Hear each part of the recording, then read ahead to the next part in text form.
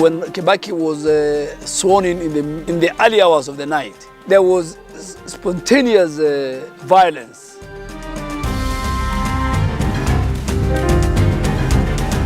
Now they said in Kiswahili, kama hii hatushindi, hii hakutakalika, Kenya haitakalika. I heard some people saying that, and I thought it was a joke. It is now the time for healing and reconciliation. It's my own brother, my blood brother, Odinga. A special documentary tracing the divide.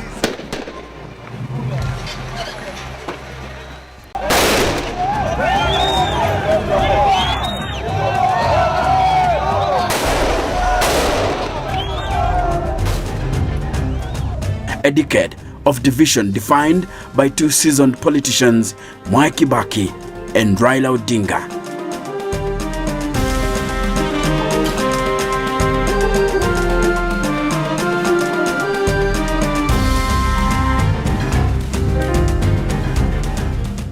Ilikuwa tu kwamba sisi tuliamini lazima tupate njia ya kuunganisha Wanakenya ili tufaulu na tutimize yale tulitaka kutimiza 1992 na 1997, na hatukuweza kuyatimiza kwa sababu tulikuwa tumegawanyika.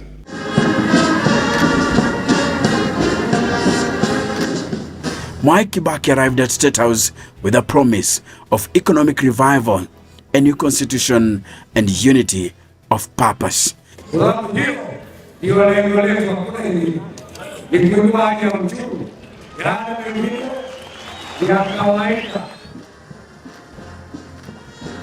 But his time at the House on the Hill would usher in an age of unprecedented tribalism, mistrust, and political competition anchored on anger. It was a turning point in Kenya's political division. Kibaki Simba!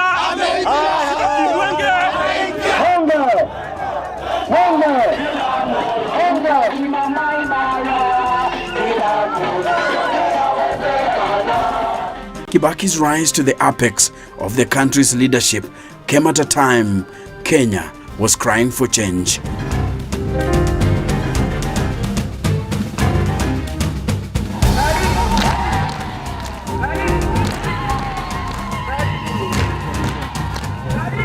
At the end of Daniel Arap Moi's presidency, the nation was reeling.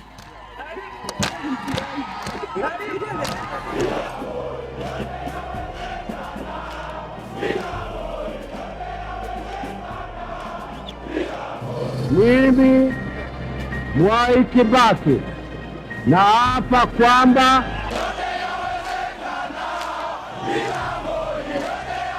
Najib Balala defected from KANU together with Raila Odinga, George Saitoti, Kalonzo Musyoka, and many others. And there was a fight between Saitoti and Raila Odinga. Yes. And it was so bad until Raila Odinga gave up and said, it's not about being a prime minister, it's about getting Mwai out. And because that was the rallying call, everybody submitted to Raila Odinga being the nominee of LDP to be the prime minister. In 2002, as Kibaki ran for presidency, he delivered a simple message: hope and change.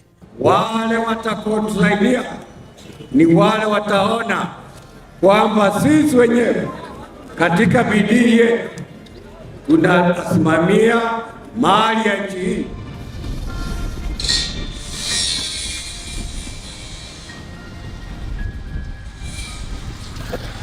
The National Rainbow Coalition were not the only ones looking for change.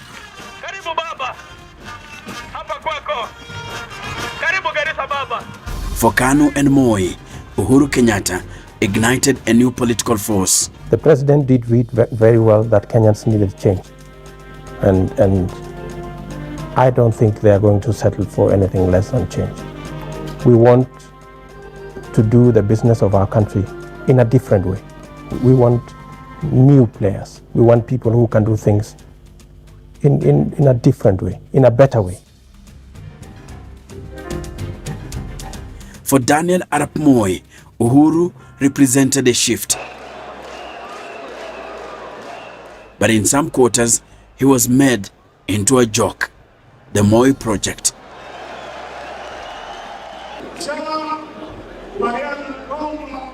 It led to a mass walkout as Raila Odinga engineered the disintegration of the once indomitable party, KANU.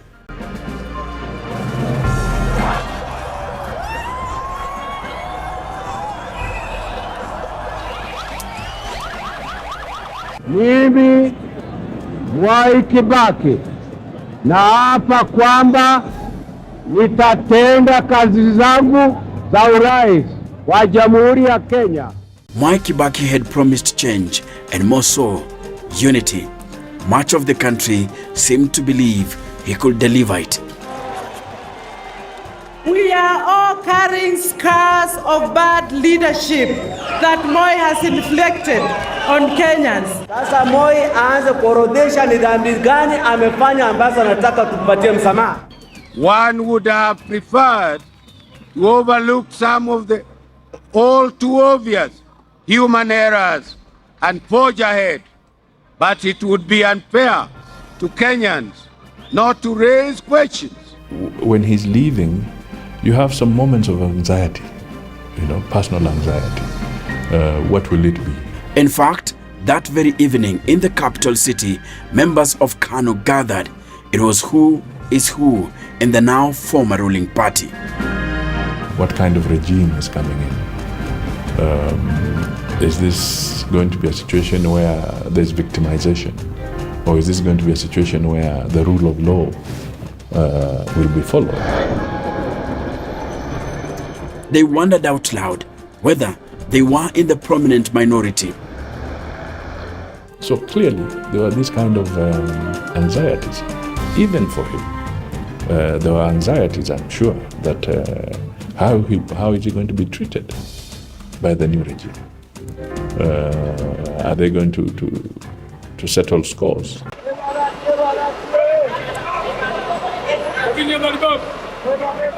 The economy that Mwai Kibaki inherited would be the defining challenge of his presidency, even though a push for a new constitution reshaped Kenyan politics for the next decade. Before he could deliver his promise of unity, Kibaki had to confront the increased agitation for change. People wanted a new constitution, but by this time, cracks had emerged in the ruling coalition, NAC. Now, the mistake we did as politicians and leaders for this country is the politics of deceit. We cheat each other. Power got into the heads of some people, and they started behaving funny, excluding others in decision making, not meeting the agreements that we had agreed on. Backstabbing. These are the things that is haunting the country.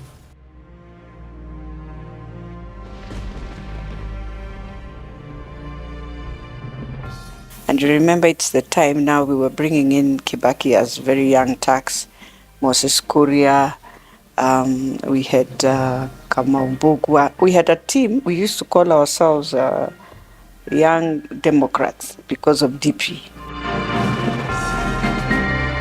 Betrayal, who was then an activist with Kibaki's Democratic Party side of the NAC coalition, agrees with Balala. She says the death of Vice President Michael Kijana Wamalwa barely 8 months after the NAC government was formed deepened the cracks. It was the first blow Kibaki's unity caravan received. Was sort of the one who would now manage to bring in and understand what the team of Raila would want, and he would moderate a go-between.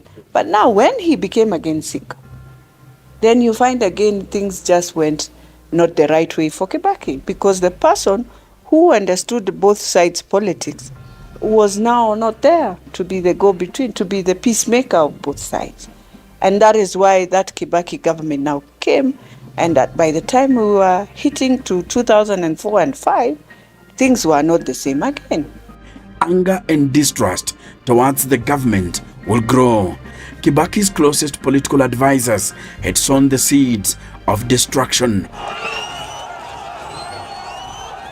while the president was ailing in the first few months, and it is widely believed during his first year in power.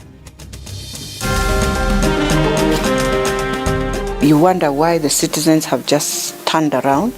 It's because of the few very powerful men who are within the circle of the president.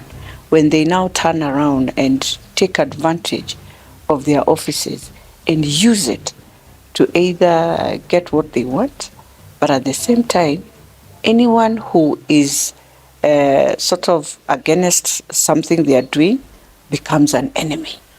5 days after being sworn in, Kibaki announced his first cabinet. It represented a major betrayal of his coalition partners. The new government acquired new power bearers, a team drawn entirely from Mount Kenya region.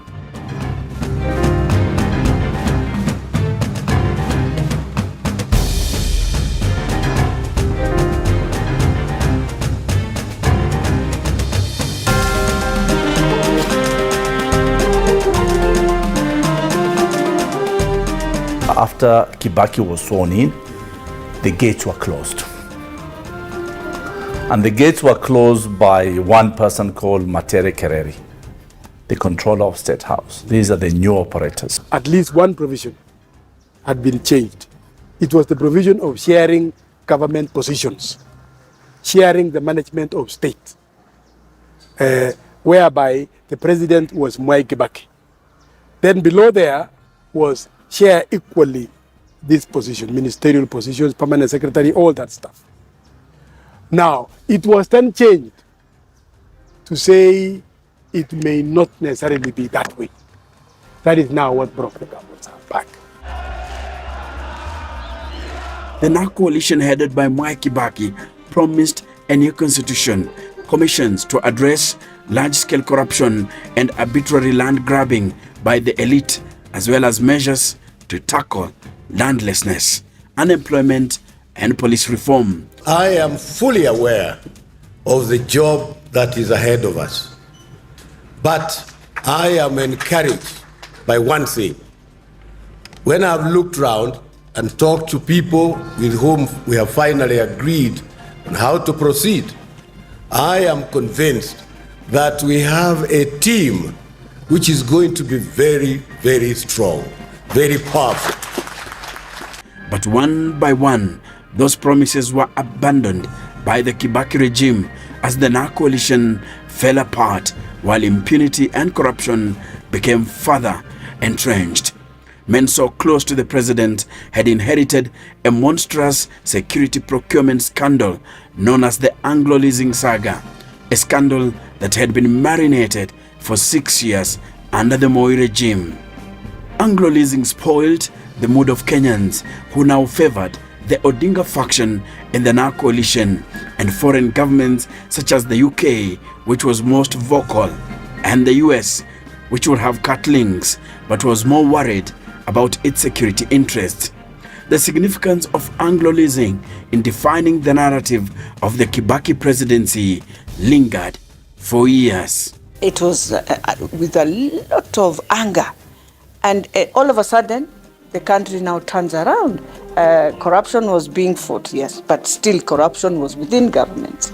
And so you have to reach a point and sort of think, how do I stop this? How do we tone down so that things settle? But it was too late. Kibaki failed to deliver a new constitution as he had promised. A disjointed government meant a divided nation. This will be, yes, it will be like this. Yes, this will be.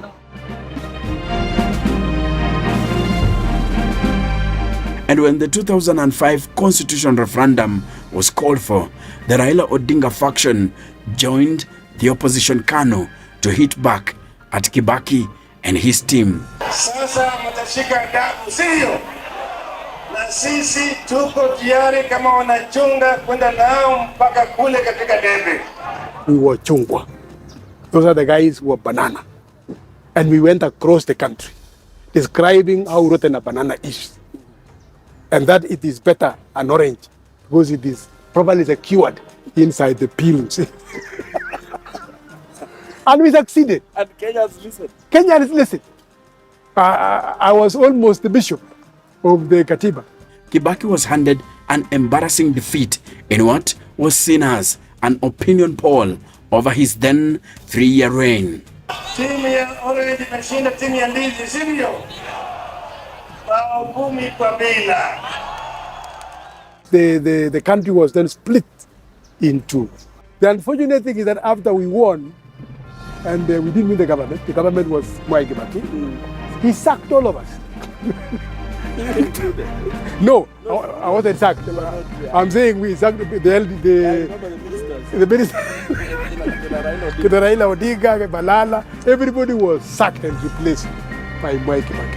Following the results of the referendum, it has become necessary for me, as the President of the Republic, to reorganize my government to make it more cohesive. He realized even if you retain them, you'll still face more challenges within. Removing them gave them an opportunity to focus on now Orange Democratic, that's where it was born, and they were able now to move as an opposition. That was an indication of where Kenya was going. Adan Duale was a member of the movement that soon transformed into a political outfit, the Orange Democratic Movement, ODM, under the leadership of Raila Odinga. And the momentum of the referendum continued beyond the referendum. That's why in 2007, ODM was formed, and ODM won the election. That was a time he assembled critical leadership across Kenya. He had serious leaders from Western, he had serious leaders from Nyanza, Rift Valley, the whole of the pastoralist, coast, name it, Nairobi. He had the best chance then. All of us were in ODM, I was in ODM. He had nearly the whole country.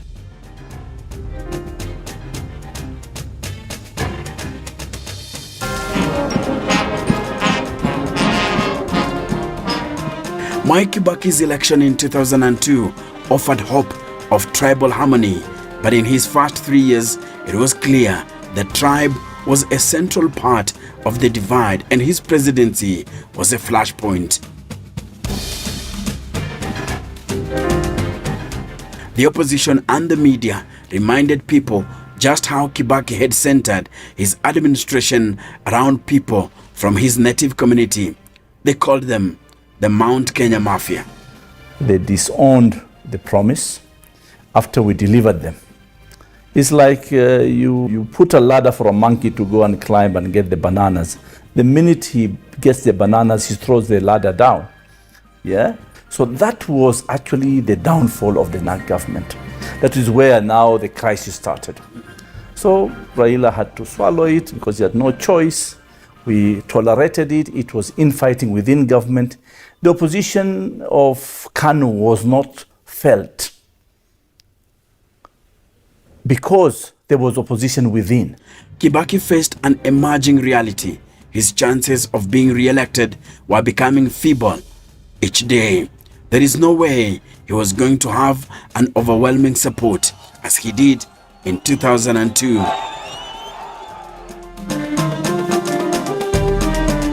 The man who had led his victorious campaign, Raila Odinga, was now his main challenger.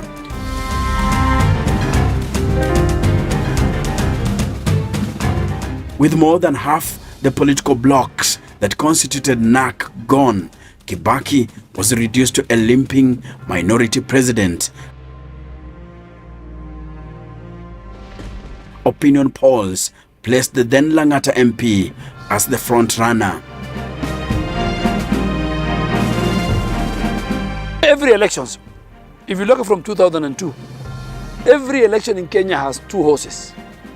Of course, there are many donkeys. The anger directed at Kibaki was growing. His re-election looked unlikely, but he would fight back, rallying his supporters, including some parties that had formed the NA coalition. But to make up for numbers in parliament and to hold on to his seat until elections are held, the Odinga MP reached out to the party he defeated in 2002 and a party he once served as vice chairman, KANU. Personal friends like Simon Nyachai came in handy. The Ford People leader accepted a cabinet slot. For much of 2007, Kibaki cut a lonely image of a candidate on his own, headed for a downfall.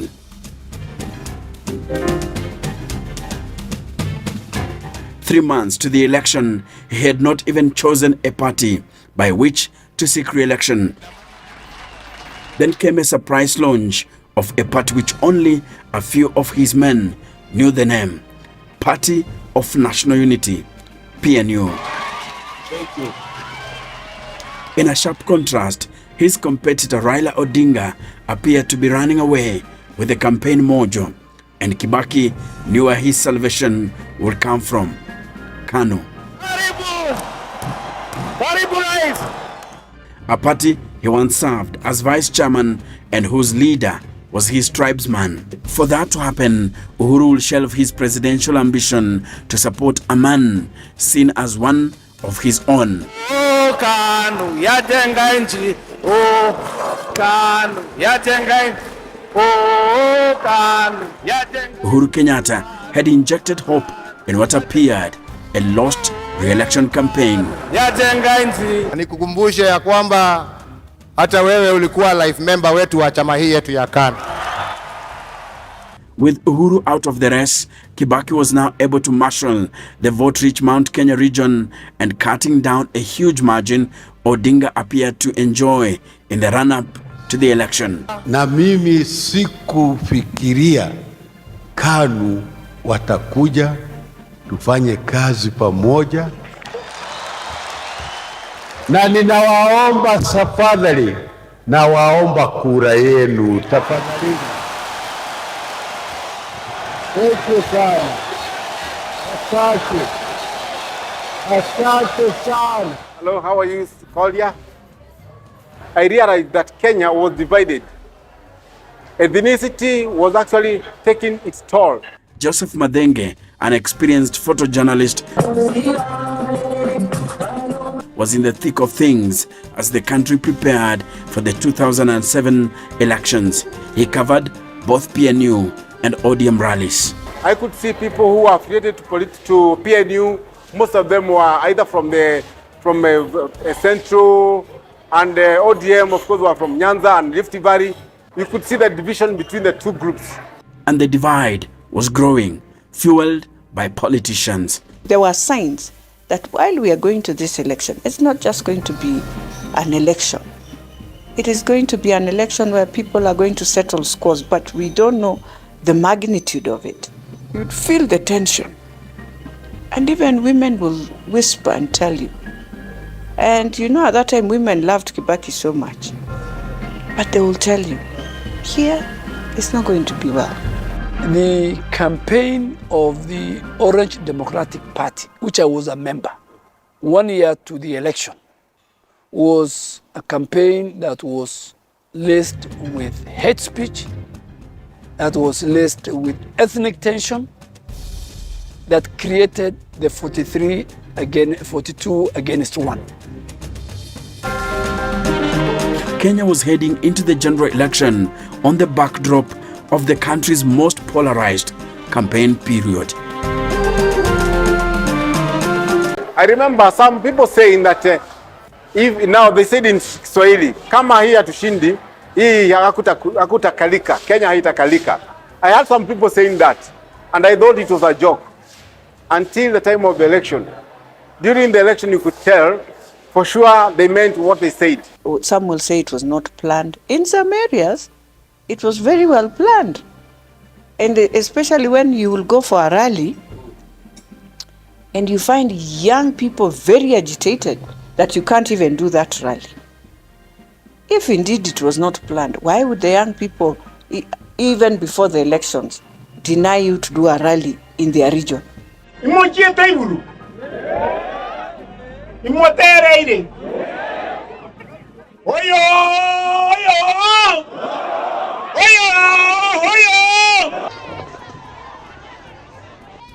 Yes, once upon a time,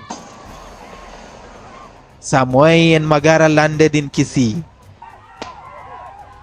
But to their utter dismay, they were not as welcome as last week. Omogambi remembers. Angalia, nikasema hii mambo nilikuwa ninafanya wakati nilikuwa kijana. Kuchemuka. Hoyo!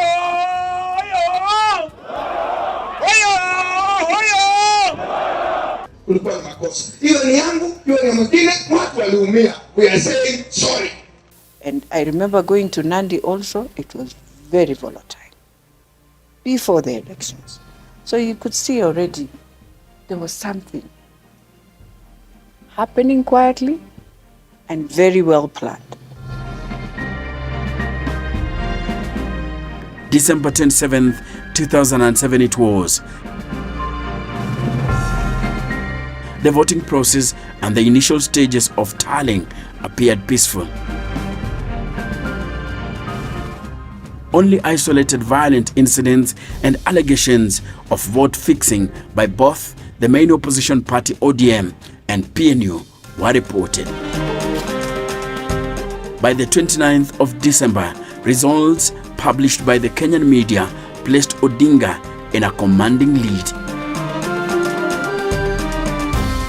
But Kibaki will gain in his heartland results, and by 30th of December, he had eclipsed Odinga.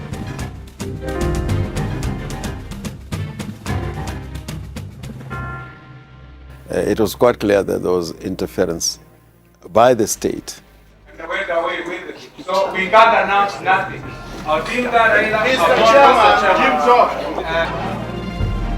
And therefore the figures that were announced here were just numbers. Senator James Orengo was at the KICC when chaos dominated the tallying of presidential results.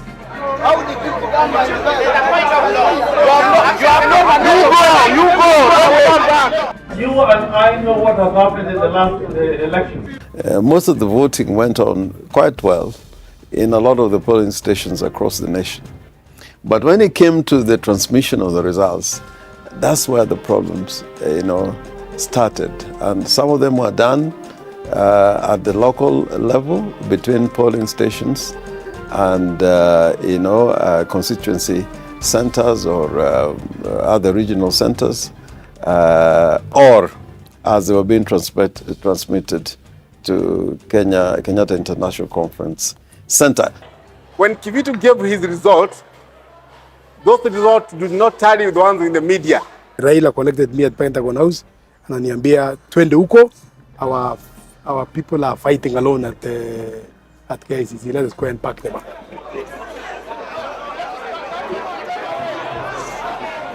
This chaos emphasized on creating more division. Form 16, which shows from Chepalungu constituency, where the Honorable Raila Odinga garnered 42,300 votes. The tally form indicated that he had garnered 420,000 votes. With Kibaki now ahead of Raila Odinga, according to the Electoral Commission of Kenya results, ODM were convinced the results had been tampered with. We were so excited that at the time all these things were being done to us, we were very busy crafting the next government. You are doubting your officers delaying the results, and we are doubting the same results that are being announced here. In that case, if you doubt us, you know where to Let there be a tally of all the 210 constituencies. Mr. Chairman, when you were announcing for the first part of this press briefing, where ODM had won, we did not hear anybody complaining. Where President Kibaki has won, people are echoing. This election will be won by the ballot, not by mere shouting. Mr. Chairman, we are submitting. Proceed and announce the winner of the election and let us be able to move on. Who are you? I was telling, whispering to Jack Tuma, you are a fine man. Give us fine results. Even if the fine results are us losing, so long as they are fine. I told him. Then all of a sudden, 2 columns of GSU started coming from my right and then doing a funnel. And then the electoral body officials, members, commissioners, were beckoned to stand up. And then they were told to walk. Then they walked through the 2 lines. One line on this side, another line on this side. They walked through. And they were escorted as such up to the upper room. After that was done, we were told to vacate KICC. And they were ready to beat us up. So we vacated. We have had so many conspiracies and plans of how to finish our leaders. So in our understanding, we were more concerned and worried about our presidential candidate. That's the time, yes, you walked in and switched off the lights, and everybody was thrown out of the hall. That was the announcement that made me believe that things were now getting out of hand. We didn't take long at Pentagon House watching those screens we had fixed up there. The announcement came. We to announcing the winner is Mwai Kibaki. The entire Pentagon House was into mourning. They simply broke down. Some of them even collapsed.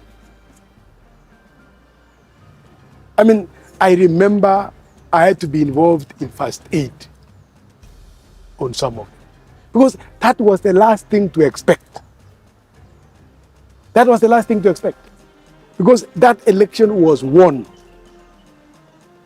by the Orange State. How was Raila like the results? He simply stood up, walked into his car, went away. The one who, I mean, a large number, I don't want to mention the guys who broke, but they broke down. Yeah. William Ruto, again, also walked away. Henry Koskei walked away. While the results were coming in, yes, at one point, by the way, Kibaki had 400,000 more than Tinga. You know, I know many people will dispute it, but that is the truth at that time. You know, whether it was rigged, but he had more. And therefore you have to announce him as the president. There was no, that one would not have run away. It was like saying again, don't announce any. So then? The difference was about 200,000 votes when really proper tallying was done. But you can win. That time, we were under the old constitution. The 50+1 margin was not there. So, and I'm a Muslim, I don't want to lie. Raila Odinga won that election of 2007. Medal figures and then Kibaki Nitaihifadhi, nitailinda, controversially took oath of office to serve a second term. Mujibu wa sheria iliyowekwa. Ewe Mwenyezi Mungu unisaidie. The private ceremony at State House was attended to by a heavy stench of impropriety. A small team of power handlers followed an elaborate script. At the end of it was Chief Justice Dr. Evans Gisheru, who had already been summoned at State House to conduct the nightfall rituals.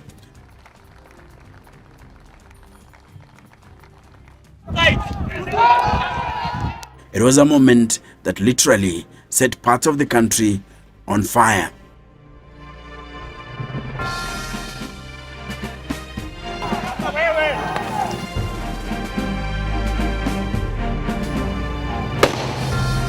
A highly polarized campaign had preceded the bitterly contested presidential elections.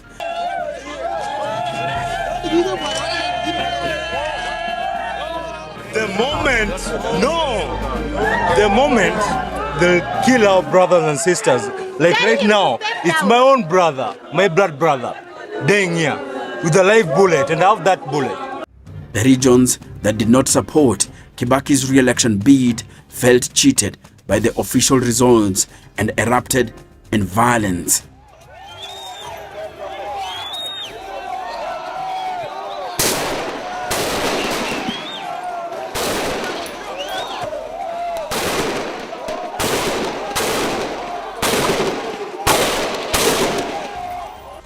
PNU, through the action of IEBC and government then and the security agents, played a role in creating an environment for post-election violence. ODM, prior to the election, prepared their supporters, created ethnic tension, created 42 against 1. It was simply instantaneous. It was a reaction from the heart. People didn't expect that. No, people didn't expect that. So for anybody to come later on and start insinuating that it was planned is simply falsehood and is simply not correct. Because if it was planned, I was in this system of Orange. I would have had. I had no idea, no knowledge whatsoever. And I'm prepared to put up the newest of the Bibles. That I had no knowledge. But it just came off. When you go out and you continue putting emotional politics into your supporters, this is how they fire up. Kibaki's message of unity after his controversial oath of office was literally a case of too little, too late. I call upon all candidates and Kenyans in general to accept the verdict of the people.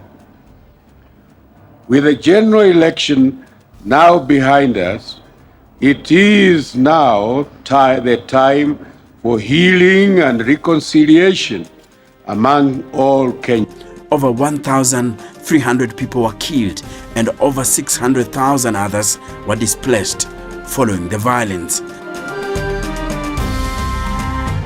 So meddled were the figures that a commission of inquiry led by former South African judge Johan Kriegler failed to find a green light on who between Kibaki and Odinga deserved to be in State House. You, sir, both of you gentlemen, were wise to come to the conclusion to appoint IREC instead of trying to do a recount. That would be impossible. To put it bluntly, nobody will ever be able to say who won or who lost this election. It was simply too bad before any results got to the KICC. And after protracted boardroom talks, Kenya ended up having a negotiated government, and so they called it the Grand Coalition Government. Mwai Kibaki and his rival and former ally Raila Odinga ended up sharing government. Kibaki remained president while Odinga took up the newly created Prime Minister's position.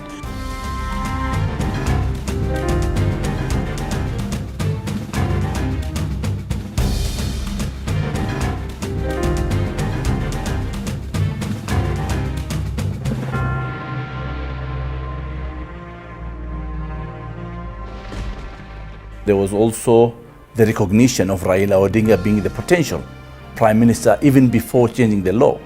Remember when riders were sent to Pentagon House and the riders were given to Raila Odinga and they escorted Raila Odinga to Harambee House. Unfortunately, fortunately, I was in that car. I was with Raila Odinga in the car. And we came out to Harambee House. Unfortunately, we didn't have a formal appointment with President Kibaki. When we reached there, Kibaki refused to see us. I told Raila Odinga, maybe we don't deserve to be given the riders before the deal. But Raila Odinga felt he was entitled to those riders. I started becoming disappointed because it was not about riders that we fight to be in leadership. It was about the people of Kenya. From that time, we knew we had a raw deal. If he was focused on power, then there would have been no deal, because the position that we took at the beginning was that we had won the elections and Raila should be declared the president of the Republic of Kenya. And the worst scenario for us was a repeat election. Worst because we only two scenarios. Raila's announced, and our second option was that we should go back for elections.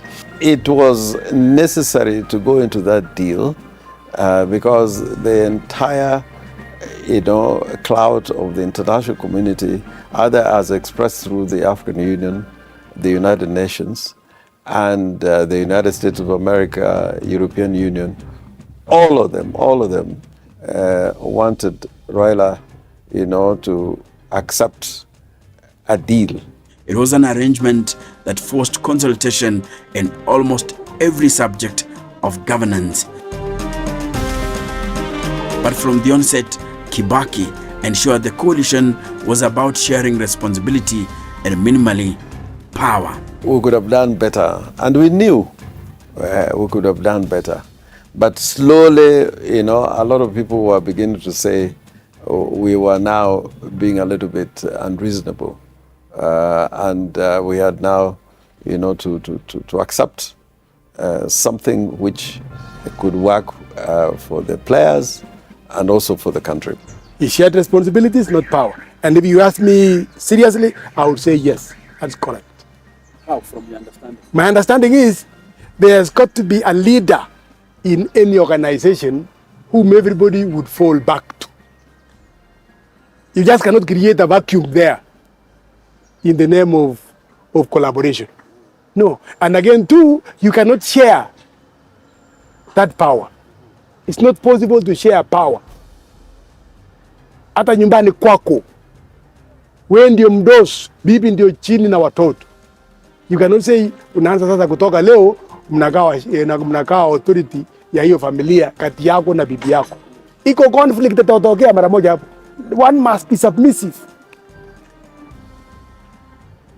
So, to me, that was correct. And sharing responsibility was correct. And let me confirm here, the so-called Nusumkati, it worked. Key ministries such as internal security, defense, finance, and foreign affairs were firmly retained on Kibaki's page. Odinga ended up with what was seen as service ministries.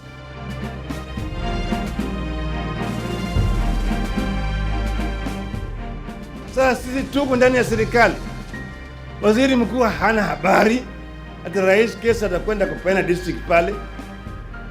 Anapeana tu peke yake. Waziri mkuu anakuja kwa sherehe kubwa kama na hii ya serikali, PC hakuna. Unaambia ati PC ameenda Nairobi. Kama Kibaki alikuwa anakuja hapa, PC angeweza kwanza kuja kwa hapa. Na angewekewa sana namna hii bila hata choo. Angewekewa. Alafu na nusu kapeti namna hii. Nusu mkeka. If Kibaki and PNU behaved properly and accepted the terms and the position of the Prime Minister as set out in the law and in the Constitution, things would have gone a different direction.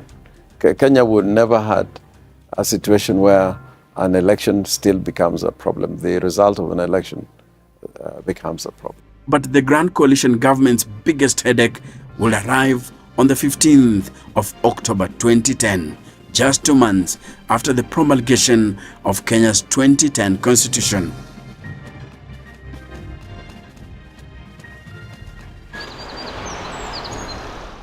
The International Criminal Court indicted 6 Kenyans over crimes against humanity charges committed during the 2007 and 2008 post-election violence. Mr. Kenyatta, would you kindly stand up and introduce yourself? Among the 6 were key figures in the coalition government. They included Uhuru Kenyatta, a key ally of President Mwai Kibaki, and Deputy Prime Minister Francis Muthaura, the country's head of public service, and William Ruto, Odinga's ally in the 2007 elections.